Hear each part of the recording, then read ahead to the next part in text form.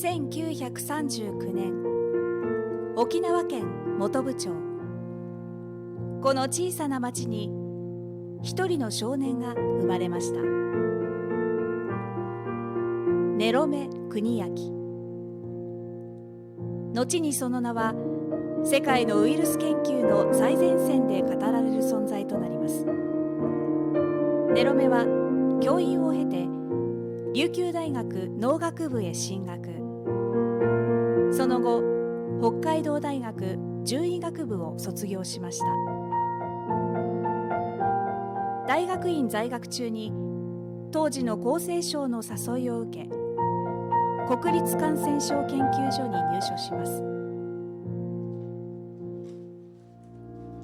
入所後、根呂目が訪れたある小学校で目にしたのは、インフルエンザワクチンの予防接種を受ける子どもたちの姿でした。接種を終えた子どもたちの腕は10センチほども腫れ上がり、その光景に根呂目の心は強く揺さぶられました。なんとかしなければならない。そう固く誓った根呂目は、インフルエンザワクチンの改良に取り組みます。インフルエンザを中心とした感染症の研究に邁進した根呂目。人工膜ワクチンの設計開発や蚕によるワクチンタンパクの大量生産など、ワクチン技術の革新に大きく貢献しました。さらに根呂目が力を注いだのがウイルスの進化の研究です。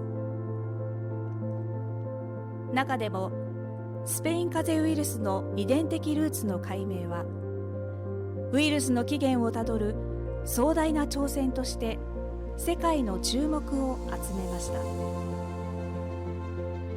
1983年、根呂目は国立感染症研究所の研究室長に就任。学問で世界と対等に戦う、その強い信念はやがて WHO 世界保健機関における日本の立場を変えることになります。当時日本はインフルエンザウイルスの膨大なデータを提供していたものの、国際的な政策決定の場からは事実上排除されていました。その理由は、日本は敗戦国だから。日本の研究に強い自信を持っていた根呂目は、学会に参加できないのであればデータの提供は行わないと強く抗議し、データの提供を1年間停止するという異例の対応に踏み切りました。日本からの情報がなければワクチン政策に深刻な支障をきたす WHO はついに根呂目の要求を受け入れます。 WHO は1992年、日本の国際学会への参加を正式に認めました。さらに根呂目をアジアで唯一の WHO インフルエンザ呼吸器ウイルス協力センター長に任命したのです。1993年、パリで開催された国際ウイルス学会。そこで議題に上がったのは、アメリカで開発されたばかりの生ワクチンの導入についてでした。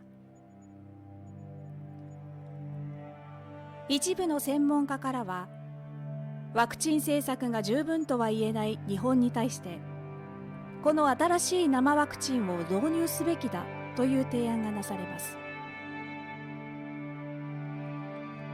しかしそのワクチンは、アメリカ国内でもまだ認可されておらず、安全性に懸念が残る段階のものでした。この提案に対し、根呂目は強い疑問と憤りを感じ、会場でただ一人毅然と立ち上がりました。日本はアメリカと同じだけの科学的知見と文化を持っている。我々があなたたちの指導を受ける必要はない。その言葉の背後には、研究者としての矜持、そして日本の子どもたちと家族を守るという決意がありました。ネロメは断固として反対の姿勢を貫き、結果として日本への生ワクチン導入は見送られることとなりました。ウイルス研究の最前線で研究を続けたネロメが発表した研究論文は350編以上、著書が14編、2度の国際ウイルス学会厚労省受賞など、日本のため、世界のために研究人生を捧げました。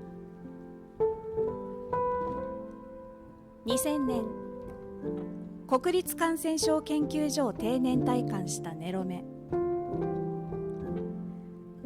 国内外の大学からは学部長就任などの誘いもある中、彼の運命を大きく変える出来事が起こります。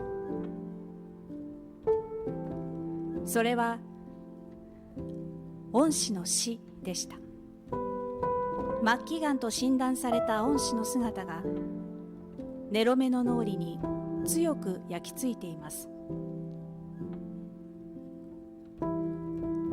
がんの苦しみよりも抗がん剤の痛みの方が辛そうだった。すごい形相だったとネロメは語ります。この出来事をきっかけに彼は副作用のない抗がん剤を作るという強い決意を胸に抱きます。次なるステージとして選んだのは、自らが生まれ育った沖縄の地、沖縄県名護市。やんばると呼ばれる自然豊かなこの土地で、ネロメは研究者としての第二の人生を歩み始めました。ネロメ生物資源研究所。ネロメはこの小さな研究所を拠点に、沖縄の植物が持つ可能性を追求し続けました。ウイルス学者として世界を舞台に活躍してきたネロメ。しかし、がんの研究は全くの畑違い。第二の研究人生はまさに苦難の連続でした。副作用のない抗がん剤作りには天然の素材が不可欠。そう考えたネロメは弁当を片手にやんばるの森へ入り、手当たり次第に植物を集め始めます。その数2000種以上。来る日も来る日も採取した植物の成分を抽出し、効果を一つ一つ試していく。すべてが地道な研究だった。ネロメは当時をそう振り返ります。そしてがん研究を始めておよそ2年後、ついに人々の命を救えると確信する植物に出会います。それが沖縄に自生する落葉広葉樹、センダンでした。世界最高の抗がん物質だと思った。ネロメはそう語ります。さらに、センダンの成分がインフルエンザウイルスを不活化することも確認。確かな手応えを得たネロメは2009年、抗腫瘍剤、インフルエンザ予防治療剤として特許を取得しました。大きな可能性を秘めた沖縄の植物と固い決意を胸に挑み続ける一人の研究者の出会い、人の命を守る、その目標が現実に近づいた瞬間でした。そして迎えた2016年、ネロメの研究は一つの節目を迎えます。まさかオートファジーが関係しているとは思いもよらなかった。センダンの効果を確信していたネロメ。しかしなぜセンダンががん細胞に効くのかが解明できず、2014年にはアメリカの医学誌に提出した論文が拒否されていたのです。悔しくて仕方がなかった。そこでネロメは20年来の付き合いがあったOIST沖縄科学技術大学院大学の山本正教授を訪ねます。センダンのメカニズムを一緒に調べてほしい。2人の共同研究がスタートしました。